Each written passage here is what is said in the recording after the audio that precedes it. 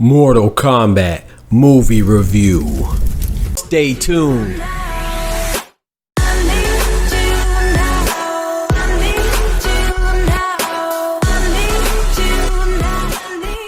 Yo, it's your boy, PGNG Praise God to get money back for another YouTube video. Banger, man. Yes, sir, man. TOD Films and Lions Den. Those of you new, welcome. Those of you returning and blessed me with your presence, welcome back, baby. Today, it's a pretty tough day, man. It's pretty rough because I know y'all gonna make me put on my boxing gloves, man, and come see about y'all, bro, because I know y'all not gonna like what I have to say. Y'all not gonna like what I have to say, baby. But y'all know we're here. We are here because the Mortal Kombat movie has finally dropped, man. We've been waiting for it for a long time. It's finally here. Here's my review. Ooh, it ain't all good, baby. It ain't all good. Alright, so now for the spoiler section.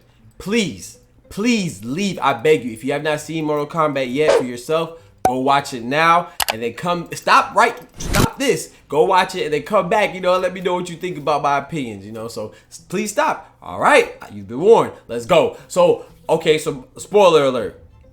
The iconic characters like Liu Kang, Raiden, Goro, Shang Tsung. I just feel like they were well, except for Liu Kang, he wasn't underwhelming.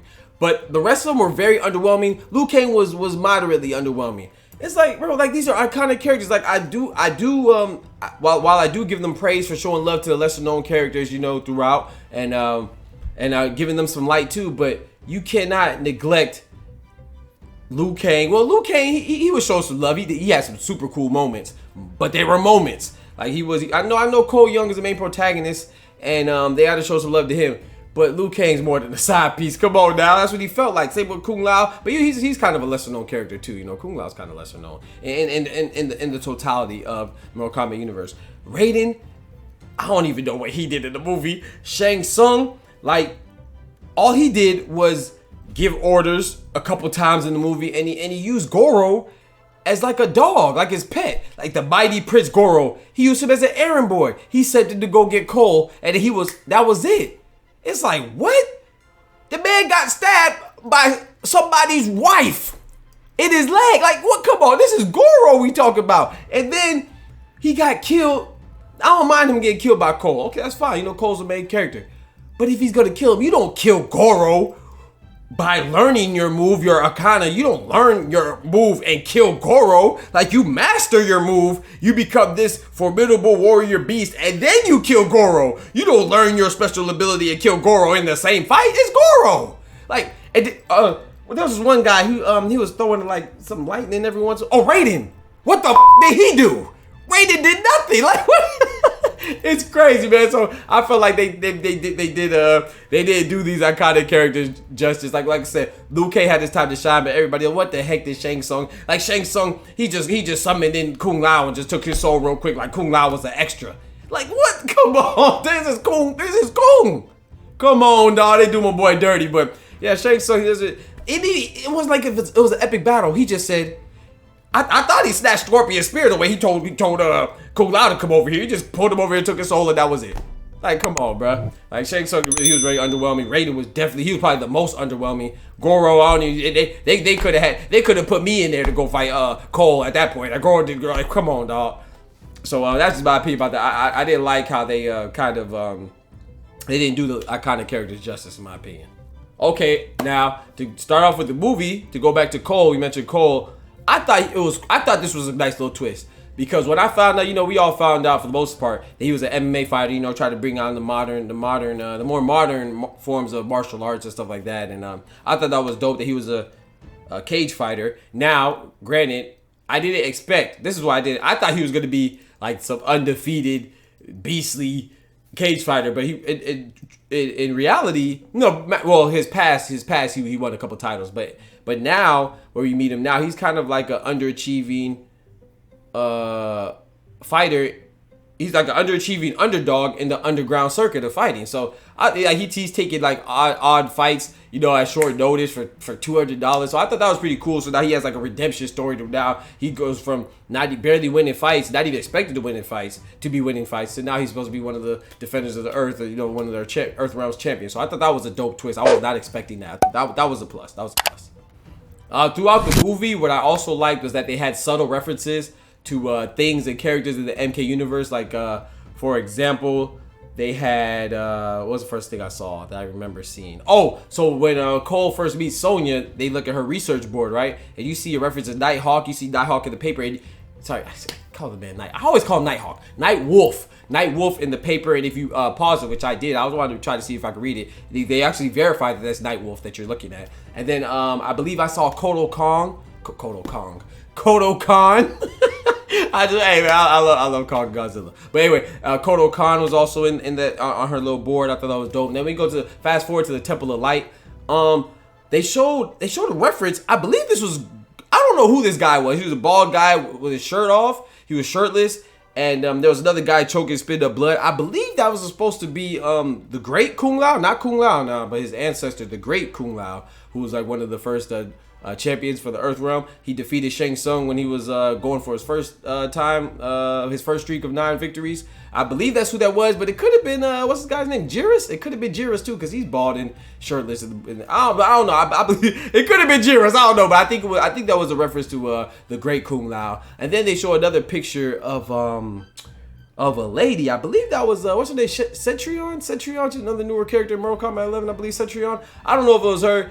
She also had on purple. It could have maybe been Sindel, but I believe it was Centurion. But so I thought that was kind of dope. And then they also showed in the Temple of Light two statue figures. I think one was Fujin. Y'all know Fujin, the Wind God, and they had Raiden, the Thunder God, on there. I thought that was a pretty dope reference as well. So I like the fact that they gave subtle references to other characters in Mortal Kombat in the MK universe. I thought that was pretty dope. Okay, and y'all know I was excited for Liu the Fool, man. They brought my boy Liu Kang in. I thought Liu Kang's entrance was dope. He walked up on him. I thought it was kind of like random, you know, that he just happened to be walking in the desert too. But then you come to find out that he actually he was actually actively seeking them out too. So, and he brought them to the temple. You also saw a picture of Shao Kahn in the temple, I believe. But yeah, I thought he was dope, man. His entrance, you know, Kano was stay getting messed up, man. Kano, Reptile messed him up. Sonya messed him up. Liu Kang came and hit him with that fireball. So I thought that was dope. Like, Liu Kang had a sort of mystique-ness about him, you know. So he had a sort of mystique about him. So, you know, I'm obsessed with Liu Kang. So I thought that was dope as well. That Liu Kang was cool. Now, Sonya, Jax, and Kano. I was impressed. Like, you know, first of all, I'm impressed by all these actors. Like, I don't have any problem with them. They all portrayed their characters well. Jax played his character well. I thought Sonya played hers well. And Kano was cool too. Yeah, I thought Jax's role was pretty cool. Like, he had a significant role. I like how he had to bounce back from getting those little baby arms he got he was given.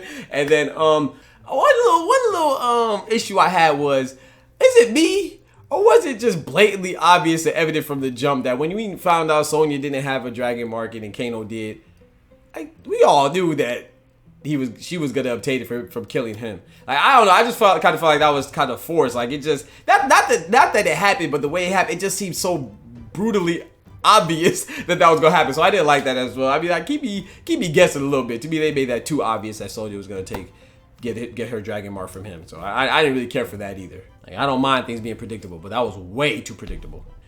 Man, Kano, I love Kano. I thought his character was cool. You know, he warmed up to him. He was a funny, you know, the comic relief. But then, like, you know, he talked about, he was like the guy that brought up current references, you know, current references and current events. So he made a joke about Harry Potter. That was funny. He made a joke about Gandalf with Lord of the Rings. That was funny, that reference. But then he made another reference about Magic Mike. And like, it just started to become a little old, a little corny, and repetitive as the movie went out. And that's just my opinion. Another thing that surprised me was Cabal. Like, I knew Cabal was gonna be in the movie, but is it me or was he like extremely talkative? Like, you know, I didn't expect that. That kind of threw me off. You know, I know in the games and stuff they'll say a little something here and there or whatever, but he was more like a comedian kind of, you know. And then when Shang Tsung was about to kill Kung Lao with the Steal His Soul, he was like, oh, he's about to suck him up now. I was like, it was just, I don't know, it was just too much, man. He was just a little too talkative for me. Oh, and speaking of Kung Lao, when he got his soul snatched or whatever, Kung Lao, I thought his entrance was dope. They did him nice at first. Like initially, he was nice when he came in and I believe he saved Liu Kang. He saved Liu Kang for Sub-Zero. That was dope, man. His fatality on Natara, man, that was smooth. And he said flawless victory. That was so smooth. I did like the little when they threw in the little subtle references, like I said, when they say fatality or say flawless victory or whatever while they're fighting. I thought those are pretty cool. Always made me smile, man. But his fatality was super dope, man. I just, like I said, his demise was just too whack for me. His demise was too whack. I felt like they're just trying to get him out of there. Like they're just trying to shoo him off screen. I didn't like that at all, man. So I was kind of disappointed with Kung Lao.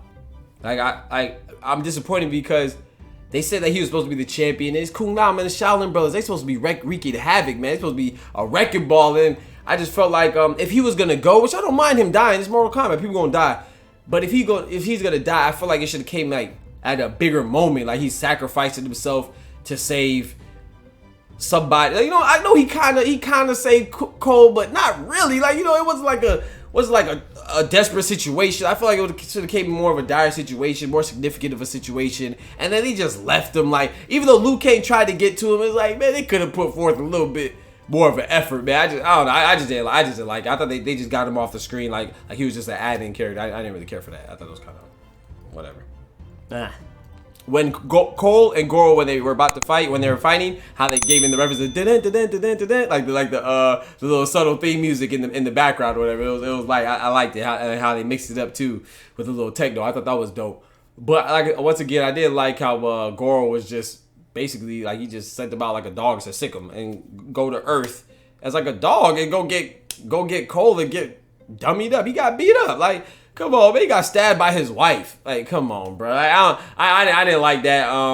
What I did like was the fact, and I didn't pick this up until then. Like, you know, his daughter, Cole's daughter, was screaming for the uppercut in the very first fight in the cage. He didn't do it, and then now he came with the uppercut. And it's so funny because that's like an iconic move from the Mortal Kombat franchise in the video games. You know, I used to always do that, hit him with that uppercut. That was like one of the most dominant moves, you know what I'm saying? So I thought that was a dope little reference to the video games, the uppercut move, and he executed that on Goro. That kind of tilted the tide to his favor. So I thought that was dope as well. I just felt like Goro just died completely too fast, man. Goro should have more screen time, man. It's Goro. Sub-Zero and Scorpion, man. Sub-Zero and Scorpion, they were dope, man. To me, by far, in this movie, they were the best characters. Like, Scorpion stole the show at the very opening scene. Like, that was to me, that was the best scene in the movie, almost. Well, I really like Liu Kang fatality on Cabal, too. I like that, too. But the opening scene with Hanzo Hasashi, wasn't even Scorpion yet. That was dope, man. And I see, like, to me, it was kind of misleading, though. So that's good, but then it's bad because I thought that Scorpion was going to be more included and more present in the movie. He wasn't. Like, you know, he just came, he was in the beginning and then he came down at the end. And I did not think from the trailer that the Scorpion Sub-Zero clash in the trailers was going to be the climactic final battle. That kind of threw me off guard, you know what I'm saying? It's not bad. I just wasn't expecting that. It's not necessarily bad though. And then Sub-Zero, bruh, Sub-Zero is a beast, man. I love Sub-Zero. I love everything about Sub-Zero. The only thing, well, I almost liked everything. The only thing I didn't really like about Sub-Zero, is it just me? Correct me if I'm wrong. I don't even know how to explain it. But he was like, he didn't feel like a fighter.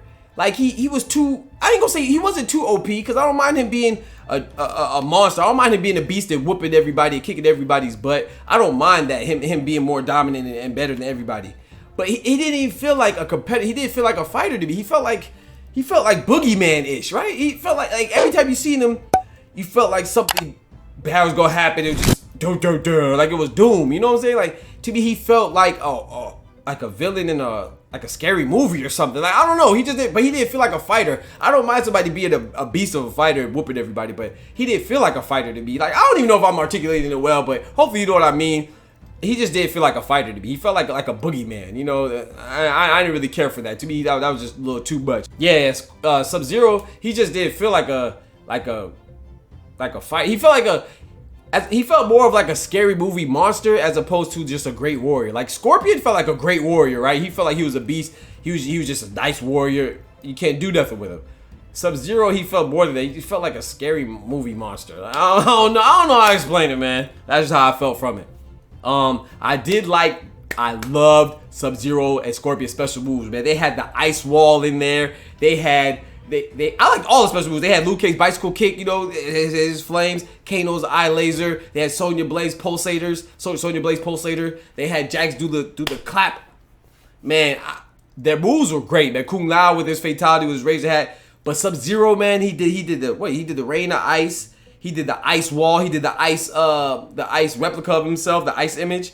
He did, I think he did the ice slide in there. They had Sub-Zero do his little spiral kick into a slice. They had him do his get over here, of course, that iconic move. They had him do his flame, his teleportation with the fire. I thought the moves were dope, man. No complaints there for the moves. Well executed, overall dope. I was much impressed with that. And then what stole the show was Scorpion taking off his mask and doing the flaming hot breath on him, man. I love that. The Inferno. And and he did the Inferno too and melted the ice for Cole's family. So I really thought they executed that part well as far as the special moves. But yeah, I was just shocked to find out that was the final battle for what we've seen in the trailers, man. Also, I really liked how instead of having these the fighters just have this innate ability, well, they had an innate ability, but they just didn't have it mastered already. They kind of had to like unlock their hidden potential, right, and then work on their moves. So I thought that was dope that they had it within them.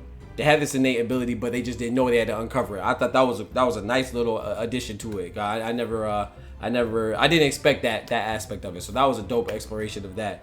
I really like that in the movie as well. But overall, man, I thought the movie was, like I said, I give it a 6 out of 10. I felt like I wanted more, but at the same time, I didn't want to see more because it wasn't good enough to keep me watching. You know, and like, I would have watched it. Like, I don't think I'll watch it again. But there were a lot of pluses about it, and there's a lot of room for improvement, and there's a lot of room to add other things to the story. So I will watch the sequel. But this one I have to give a 6 out of 10. I prefer the 1995 Mortal Kombat as well. Let me know in the comments if you agree. You know, say like I said, hey man, I got my boxing gloves ready. Y'all know I respond to all comments. Let me put my boxing gloves on y'all real quick, man. You know, and you know, if y'all want to rumble, man, I'm here, man. Let me know in the comments if you agree, what you disagree with. Am I tripping? Like, was the movie underwhelming for you? They thought the movie was perfect. It's spectacular for you. Let me know in the comments, man. I appreciate y'all rocking with me as always, man. Don't forget to hit that like button.